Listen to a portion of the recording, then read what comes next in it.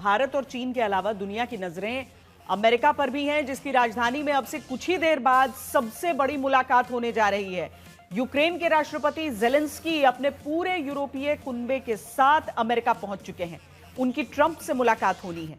Zelensky से पहले Trump Putin से मिल चुके हैं और कह रहे हैं कि अब सारा दारोमदार जेलेंस्की पर है। सवाल यह है कि अगर जेलेंस्की ट्रंप के आगे नहीं झुके तो क्या पिछली बार की तरह ट्रंप की फटकार उन्हें सहनी पड़ेगी? ट्रंप से मिलने से पहले जेलेंस्की की तरफ से बड़ा बयान आया है। जेलेंस्की ने कहा कि वो शांति समझौता करने को तैयार हैं। रूस को सिर्फ शक्ति से ही झुकाया जा सकता है।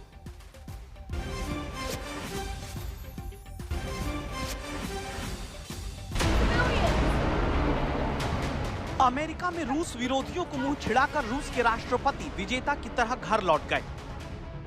ट्रंप का उन्हें लेकर रवैया भी बहुत सारे लोगों को खल गया। अमेरिका और यूरोप में अलास्का की बैठक को पुतिन की जीत बताया जा रहा है। अब सबसे बड़ा सवाल यह है, क्या ट्रंप ने जिस दोस्ताना अंदाज में पुतिन से बात की, क्या वैसे ही वो जेलेंस्की से करेंगे? ये तस्वीर जेलेंस्की को बार बार याद आ रही है, जब पूरी दुनिया के सामने जेलेंस्की को ट्रंप ने बेइज्जत किया था।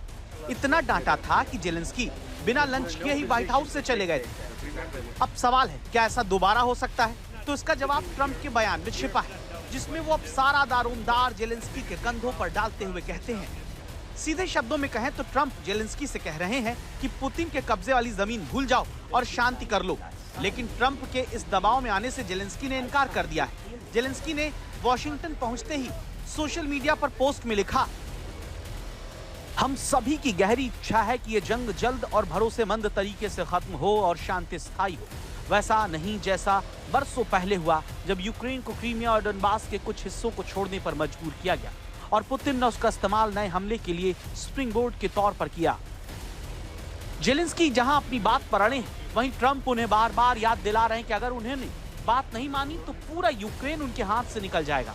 डोनाल्ड ट्रंप ने अपने सोशल मीडिया हैंडल से एक ऐसे पोस्ट को रिपोस्ट किया जिसमें लिखा था कि यूक्रेन के कुछ इलाके रूस को सौंपने के लिए तैयार होना पड़ेगा, नहीं तो युद्ध जितने दिन चला वो और ज्यादा जमीन खोते जाएंगे।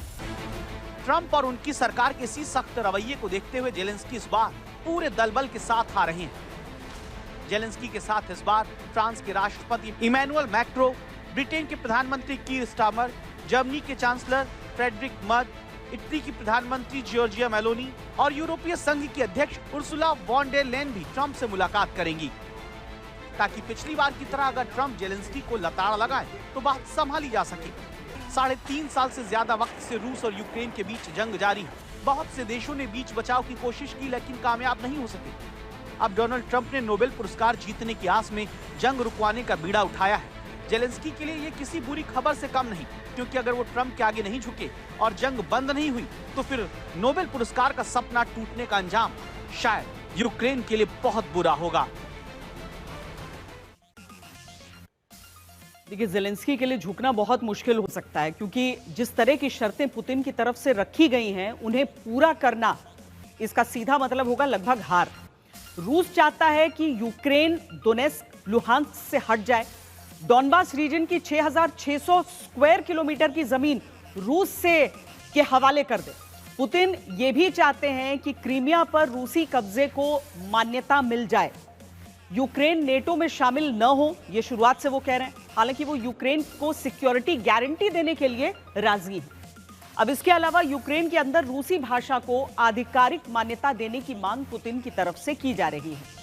रूस के रूढ़िवादी चर्च संचालित होते भी पुतिन यूक्रेन में देखना चाहते हैं। पुतिन की मांग है कि शांति समझौते के बाद रूस से प्रतिबंध हटाए जाएं, रूस का तेल अंतर्राष्ट्रीय बाजार में आए। इसके अलावा खेरसोन, ज़पोरिजिया से यूक्रेन अपनी सेना के मोर्चे हटाए। पुतिन की सबसे अहम शर्त है कि शांति संधि होने तक सीज फायर न हो। इसके बदले में पुतिन यूक्रेन को सुमी और खार्किव के कुछ इलाके दे सकते हैं। अब रूस यूक्रेन को 440 स्क्वायर किलोमीटर का इलाका दे सकता है। ये सारी चीजें रूस की तरफ से शर्तों के तौर पर सामने हैं, लेकिन क्या इन शर्तों को पूरा करना और करवा पाना डोनाल्ड ट्रंप के बस में होगा?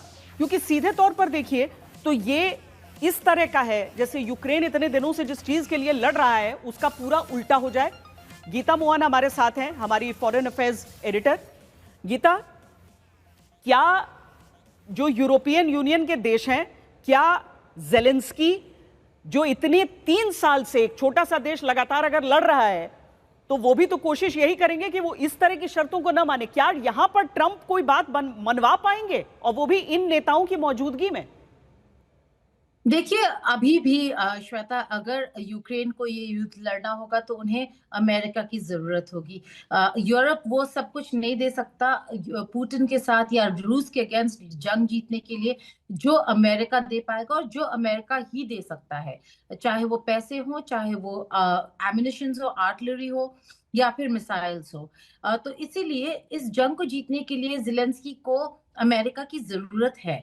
और अमेरिका अगर तैयार नहीं है और कहता है कि आप आपस में बैठकर बात करिए और एक सीज फायर पे अग्री करें, तो उसमें तो कहीं ना कहीं मानना होगा। देखना ये होगा कि इस गिव एंड टेक में यूरोपियन लीडर्स जब साथ बैठे हैं, पहली बात तो जिस तरीके से ज़ेलेंस्की की बेइज्जती हुई थी पिछली बार, वो नहीं होगी इस बारी।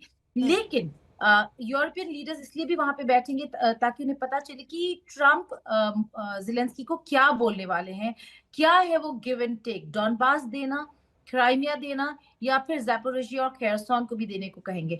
और अगर ये डॉनबास की बात है तो शायद यूरोप के लिए वो बहुत डिफिकल्ट नहीं होगा, लेकिन क्राइमिया ज़ेलेंस्की के लिए बहुत मुश्किल होगा। और श्वेता, चाहे वो 1 इंच लैंड दे दे, चाहे वो 1 इंच लैंड देने पर राजी हो जाए, वो ज़ेलेंस्की के लिए पॉलिटिकली यूक्रेन में बहुत बड़ा नुकसान होगा। शायद वो यूक्रेन के राष्ट्रपति ही ना रहे अगर वो इस डील के साथ वापस जाते हैं। वाकई, क्योंकि एक राष्ट्रपति के तौर पर 3 साल अपने देश को एक ऐसे युद्ध में झोंका रखना जो कि 3 साल बाद ऐसी संधि के साथ समाप्त हो जिसका औचित्य ही कुछ न समझ में आए। बहुत शुक्रिया गीता मोहन इस पूरी जानकारी के लिए। तो जाहिर है यूक्रेन और साथ ही यूरोपीय देश परेशान होंगे। आपने चीन ताइवान की भी बात हमने आपको दिखाई कि किस तरीके से चीन ने कहा कि ताइवान के मामले पे हम नहीं सुनने वाले किसी की। ज़ेलेंस्की और यूरोपीय देश जहां ट्रंप के तेवरों से परेशान है, तो पाकिस्तान जैसा आतंकी देश अमेरिकी राष्ट्रपति की वजह से आजकल बहुत खुश है।